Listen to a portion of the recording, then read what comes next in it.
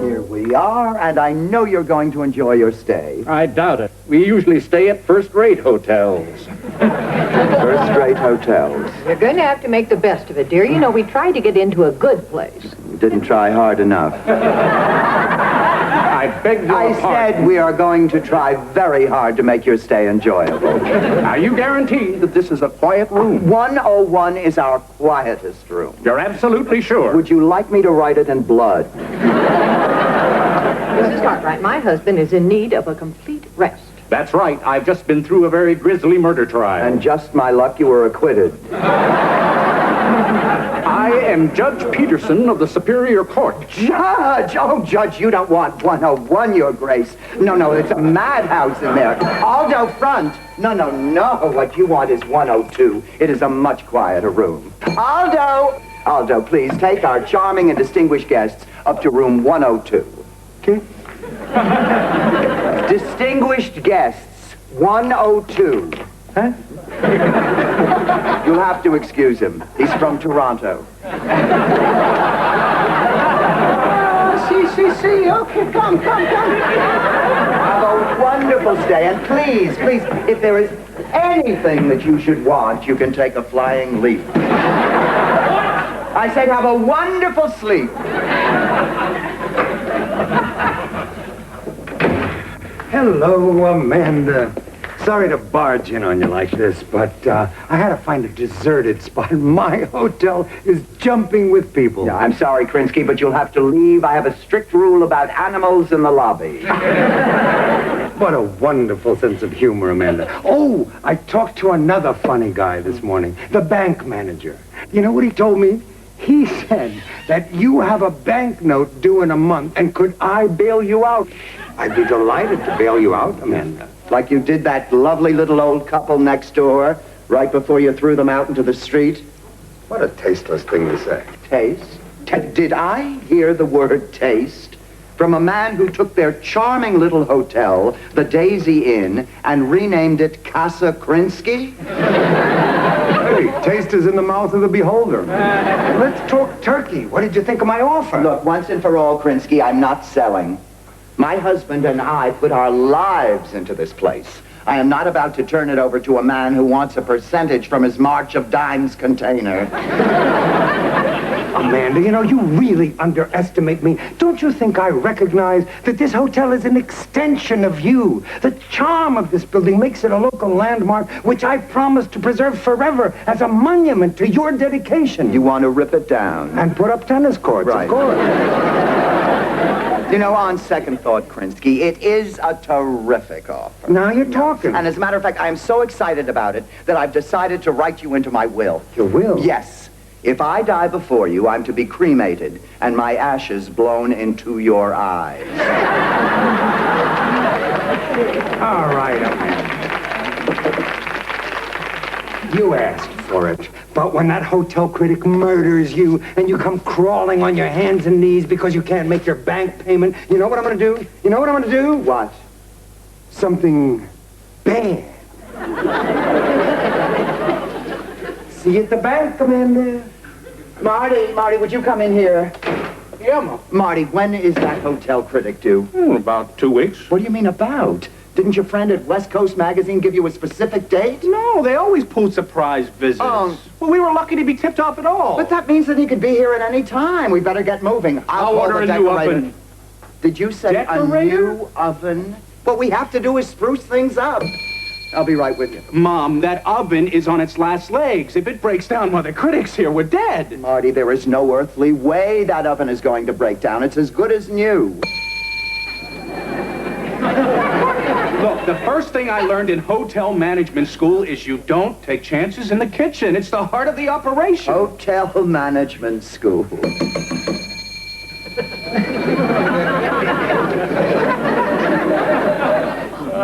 Marty, I have been in this business for over 23 years. Believe me, I know a little something about satisfying guests. Is there something I can do for you? Yes, I am displeased with my view. All I can see out of my window is trees. But what did you expect to see out of a window in California?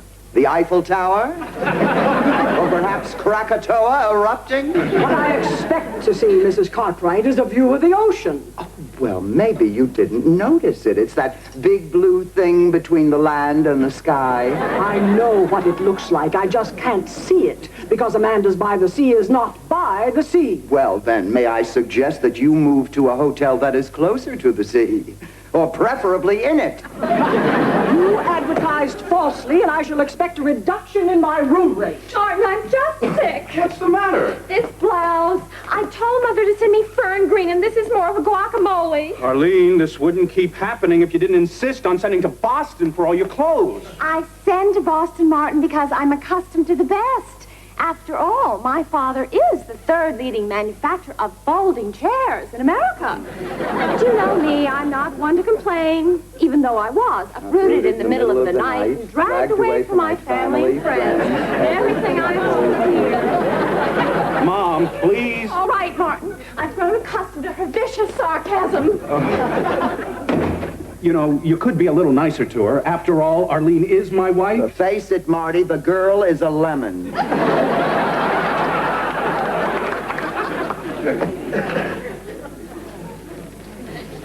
Excuse me, do you have any rooms? No.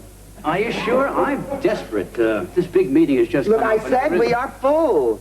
Although, there is a room that I have been holding for a Mr. Jones. Well, everybody knows that people named Smith and Jones never show up. And I'd give anything to have that room. You got it. Great. Will the credit card be all right? Oh, it would be magnificent. David, what a wonderful name. Thank you. Oh, wait, you have that upside down. Oh, let's see. Look at that. Oh. Mrs., come quick, come quick. Please, Aldo, not now, not now. Is she dead? Is she dead? Who is dead? The oven, is she dead? The oven, she dead. Oh, I'm sorry. Wait, what about my face? Aldo, first aid. All right, Earl, what happened? Well, I had to order for 2 steaks, 1 medium, 1 rare, both a la carte. One with sliced tomatoes instead of potatoes, onion rings and french Will you fries. tell me what happened? Okay. Well, I got the steaks out of the walk-in and trimmed off the fat. Now it was time to add a little seasoning. Well, I was just going to use salt and pepper, but then I decided, what the heck, go for some garlic powder. Now, with garlic Did you powder... try lighting the pilot? Well, yeah, but the element is shot. That thing's had it. What's going The on? heart of our operation just stopped ticking. Oh, no. No, don't worry. There's still time to replace it before the hotel critic gets here. In the meantime, we'll cook on the hibachi. Well, you can't use a hibachi inside. It'll be too smoky. Now, the exhaust fan will take care of the smoke, right, Earl? Well, that all depends on what you're cooking. Now, let's say you're cooking fish. Well, with fish, you got 2 possibilities. You could have a piece of fatty fish. You could have a piece of dry fish. Let's say you got fatty fish. Well, with fatty fish, you're allowed to get a lot of smoke. Get the hibachi. You bet. I'll order the oven. What kind are you going to get? The kind that comes the fastest. I need that phone. Please, this is important. No, Mother. The blouse is supposed to be darker than the pistachio, but lighter than the color of Aunt Ethel's drink. Could I get some service? I've been waiting here for 10 minutes. I'll be with you in 1 minute. Could somebody else finish this? I want to go up to my room. Of course, you darling man. But you haven't finished that?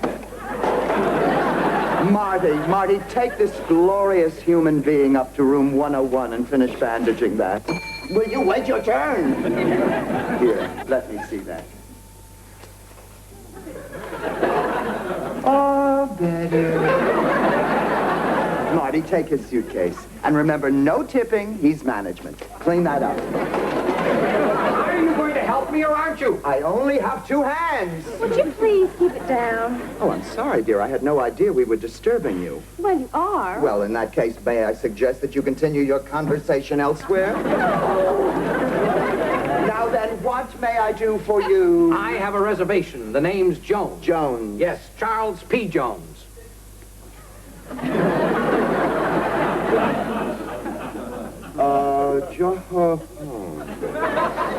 Is that, Jones, Jones? Yes. I'm sorry, I don't seem to have anything here. What do you mean you don't seem to have anything here? Are you telling me you don't have my room? Well, there must have been some sort of a slip-up. You know, these things do happen in the hotel business. Oh, yeah? Well, my work takes me to over 100 hotels a year, and nothing like this has ever happened before. Well, there's always a first time. This is an outrage. Not only did I make a reservation, I had my magazine called to confirm it. Well, I'm sure... Your magazine. That's right. And, your work takes you to over 100 hotels a year. Correct.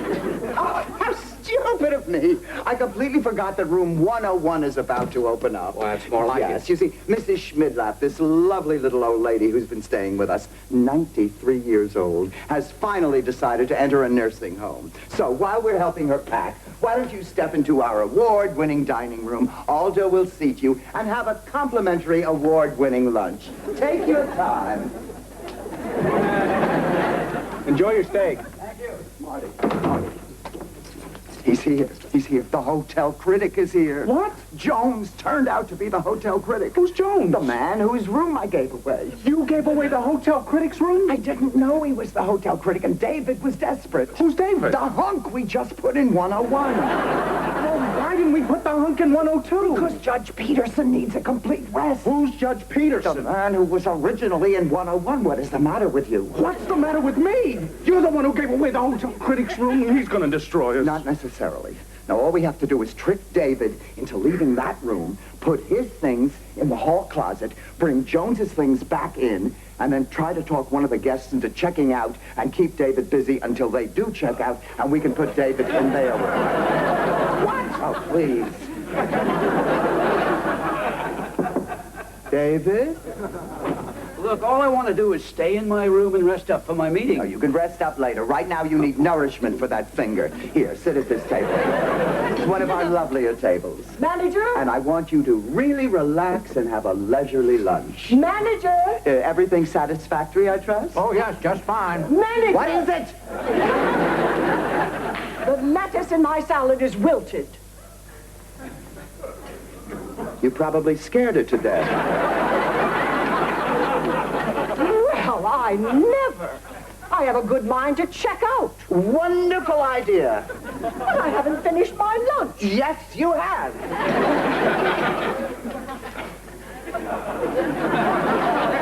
Of the hundreds of hotels you stay in each year, I'll bet none provides a fresh napkin after each course. Might I recommend something from our internationally acclaimed menu? No, I've already ordered the fish. The fish. The, fatty fish or the dry fish? I beg your pardon? Never mind.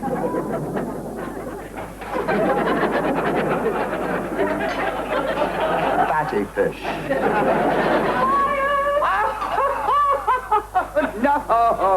No, nobody panic. There is no fire. That's simply our chef preparing his famous hickory smoked catch of the day. There is no fire. Fire!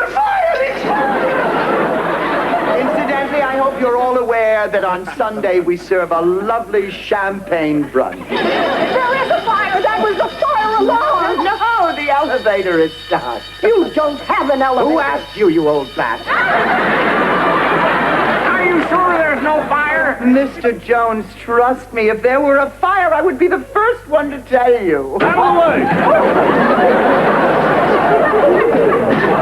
The boys from the fire station across the street, the minute their shift ends, they race over here for lunch. We're having fish today, boys!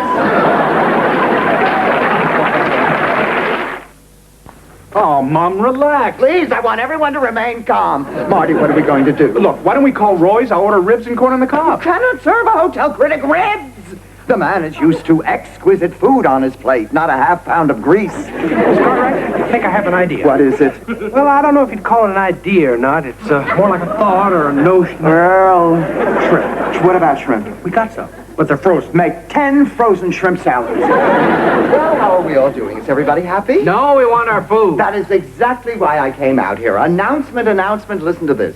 Our world-renowned cordon bleu chef has decided to scratch his everyday menu and prepare for us one of his most inspired gastronomical creations. I cannot tell you how exciting this is because the man is a genius. What is he making? Shrimp salad. Did you say shrimp? Shrimp gives me gas. Oh, no. This is frozen. I'm going up to my room. No, you can't go up. Why not? Mrs. Schmidlap hasn't checked out yet. Who's Mrs. Schmidlap? That wonderful 93-year-old lady. I thought she was in my room. She really gets around, doesn't she? The little tart. Scratch the ribs, scratch the shrimp. Earl, go down to Marcel's and get 10 of their specials to go. 10 specials. You want the fish special or the meat? Go. Mark, we gotta stall them. You get the wine, Aldo bread. Bread? What happened? I heard you had a fire. No, you're out of luck, Krinsky. Just a little smoke from the hibachi. You're cooking on a hibachi? What happened to your oven? None of your business. There's nothing wrong with this oven. The oven, she dead. Aldo. Give me your bread.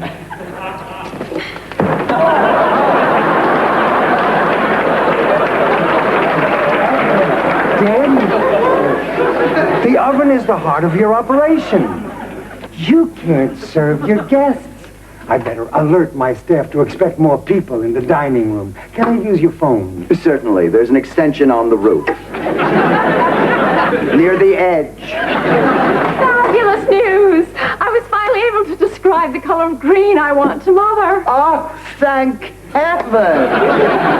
It's a smidgen darker than Kermit the Frog. Arlene, this is not the time. I really resent your attitude. I have been through hell with this blouse. Sweetheart, this blouse sucks egg. I think the blouse is terrific. Do you, April? Absolutely guacamole is you. Have a nice day, Amanda. Maybe guacamole is me. No, you were right the first time. Kermit the Frog is you. Oh! Don't bother to say excuse me. See if she spilled wine on my blouse. If it's ruined, I am just going to scream. Going to love this wine, Mr. Jones. It's better than most places, sir, but then again, we get a better class of guests. You know, people who know the difference between a claret and a Bordeaux. A claret is a Bordeaux. But out. Aldo, where's David? The man who was sitting here. Where is he? David, he go up. He what? He said to me he don't want to eat. So I say to him, go up to your room. You told him to go up to his room. You thought that up all by yourself. Excuse that.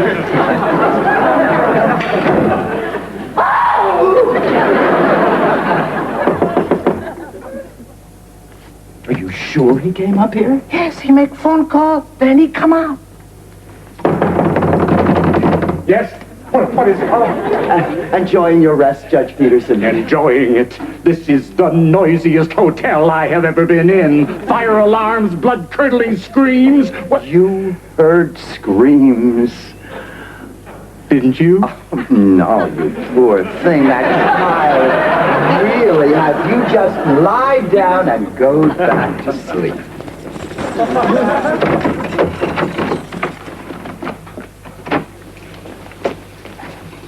He's in the shower. Listen, there's only one thing we can do. Let's take Jones's things out of here, put them in the hall closet, and then we'll get David's suitcase and put it back in here. Okay? Don't.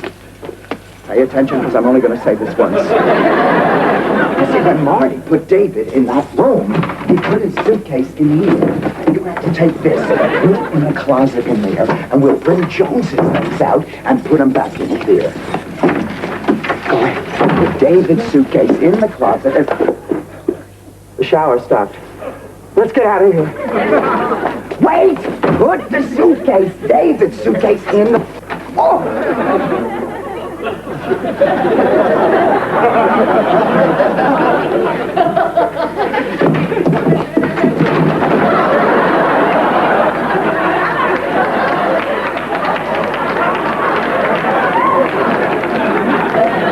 What are you doing in my room? Suitcase, I put in closet.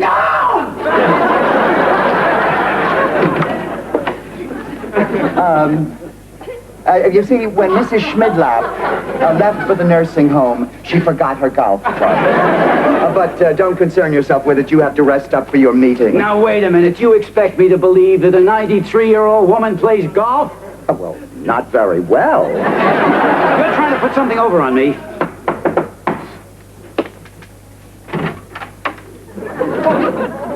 Yeah, where was it? What's the big idea? This is your meeting? Well, it's not exactly a meeting. Allow me. Ah!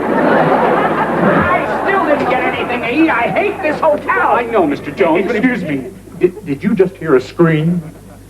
No. I was afraid of that. the whole place is crazy. I know it looks that way, but believe me, that's not the case. Excuse me. Don't tell me she's still in there.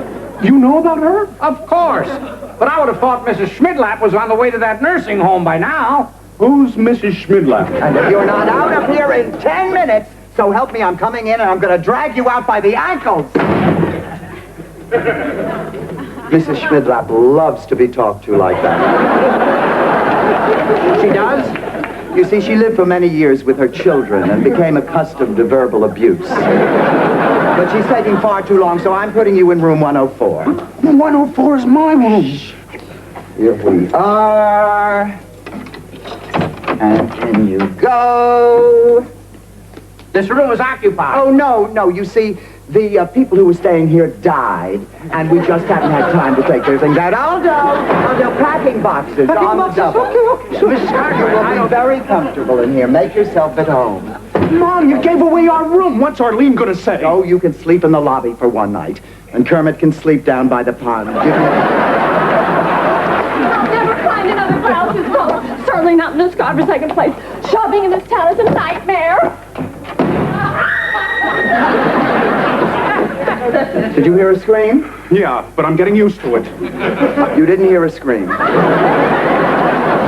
disgusting animal. What did you call me? You degenerate. Oh, she didn't mean that. Of course I meant it. No, she didn't. Arlene! Mrs. Cartwright, I have had it. This is unquestionably the worst hotel I've ever been in. Oh, please give us another chance. Everybody here loves it. Ask any of my guests. What do you think of this hotel? I think it's a totally inefficient zoo run by a mad woman. You'll be hearing from my lawyer. I'm suing you for every nickel this dump is worth. No, don't listen to him. Please, you cannot give us a bad review. Please, I am a widow. My son is a veteran. My daughter-in-law is a waste of space.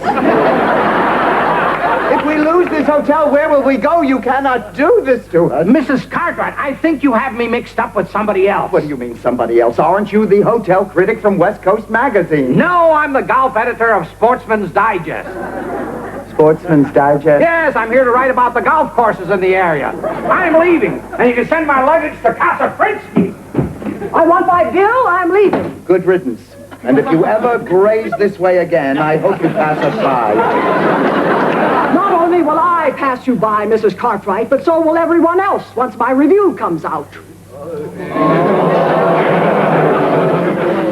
Your review.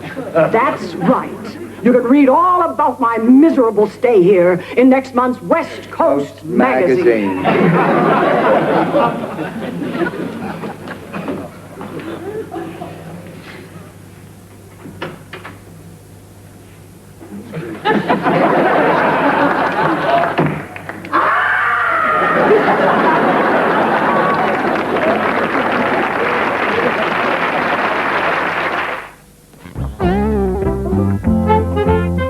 Stay on 7 now for Peter Cook in The Two of Us, followed by your favourite bosom buddies.